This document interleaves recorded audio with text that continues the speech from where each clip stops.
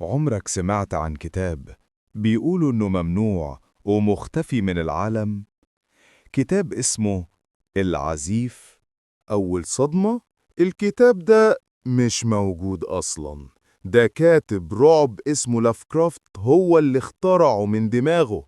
بس المصيبة إن ناس كتير لحد النهاردة فاكرينه كتاب سحر حقيقي. والاسم نفسه العزيف ولا هو كلمة عربية ولا ليه أصل. الكاتب هو اللي ألفه خلاص. والمؤلف اللي بيقولوا عليه عبد الله الحزرد، قالوا إنه شاعر عربي اتقتل بواسطة كائن مش ظاهر. بس الحقيقة الشخص ده خيال في خيال. والأغرب إن في ناس باعت نسخ من الكتاب بآلاف الجنيهات، وكلها نسخ مزيفة ولا واحدة ليها أصل تاريخي. ده حتى جامعات زي هارفارد وييل سجلوا اسم الكتاب عندهم هزار بس، والناس صدقت إن الكتاب محظور.